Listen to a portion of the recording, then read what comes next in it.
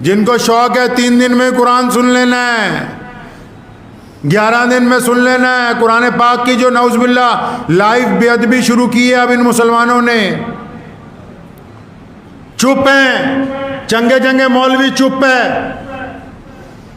3 दिन में कौन सा कुरान जरूरी है तरावियों में ख़त्म करना? हदीस पाक में तो आया कि पूरे रमज़ान नमाज तरावी में कुरान पाक सुना जाना चाहिए। तो ये 3 दिन में, बाकी इन्होंने 27 दिन कहाँ जाना है जी? और 3 दिन में जो नालायक लोग इंतज़ाम करते हैं, अल्लाह के गज़ब को पुकारते हैं रमज़ान के महीने में, आप इनकी हालत देख लीजिए जाके। इमाम नियत बांधता है, ये नौज़ुबिल्लाह बाहर बैठ के बिड़ियाँ फूक रहे होते हैं। वो जब 1 घंटे बाद कहता है अल्लाहु अकबर रुकू में, तो दौड़ के सारे जाके नियत बांध लेते हैं। ऐसे बदमाशों के छतरौल फिरनी चाहिए। तुम्हें ये गुंडागर्दी नज़र नहीं आती? तुम्हें गैर मुस्लिमों की तो नज़र आ जाती कि फ़लाँ बंदा नौज़ुबिल्लाह कुरान पाक की बेअदबी कर रहा है, फ़लाँ ने कुरान पाक के मुतालिक ये कह दिया। ये बदमाशी नज़र नहीं आ रही? ये जो 3 दिन में 11 दिन में कुरान पाक की बेअदबी कर रहे हैं, ये गुंडे नज़र नहीं आ रहे?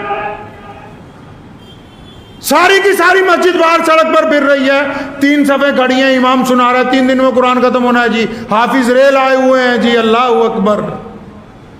पूछा नहीं कभी हजूर अकरम सल्लल्लाहु अलैहि वसल्लम से भी ये जो तमाशबीनी हो रही है इस्लाम में, ये इसलिए बनाई है मस्जिद?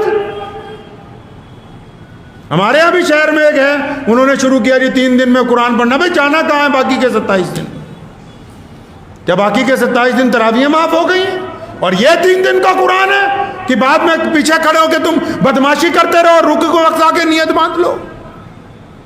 फिर ये पूछते हैं कि मुसीबत क्यों आई?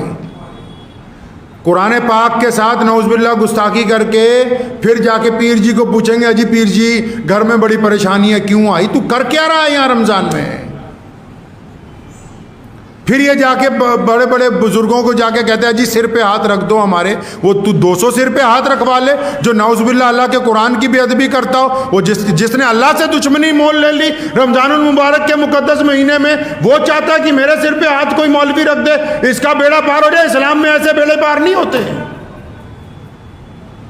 रमज़ान को अगर गुजारना होगा तो सिर्फ और सिर्फ मुहम्मदुर रसूलुल्लाह सल्लल्लाहु अलैहि वसल्लम के तरीके से गुजारना होगा।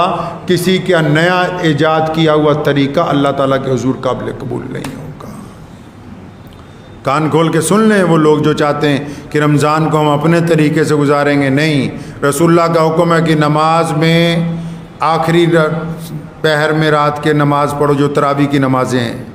रसूलुल्लाह का हुक्म है जमात से नमाज़ पढ़ें। रसूलुल्लाह का हुक्म है रोज़ादार रोज़ा रखें तो फिर उसके बाद झूठ ना बोले। रसूलुल्लाह का हुक्म है कि रोज़ादार रोज़े को फाड़े नहीं, मतलब अपनी काम से कोई ऐसा काम ना करे जिससे रोज़ा टूट जाए। वो खाना पीना नहीं है, वो नौज़ुबिल्लाह गाली देना है, वो गंदगी के इरादे करना है, वो किसी के साथ नौज़ुबिल्लाह ज़िना का इरादा करना है, बेईमानी का इरादा करना है, किसी के साथ ठगी का इरादा करना है। तो रमज़ान किसके तरीके से गुजारना है भाई? प्यारे नबी मुहम्मदुर रसूलुल्लाह सल्लल्लाहु अलैहि वसल्लम के तरीके से। दुआ कीजिए कि अल्लाह ताला इन बातों पे मुझे भी और आप सबको अमल करने की तौफीक अता फरमाए। व आखिर दावाना अनिल हम्दुलिल्लाहि रब्बिल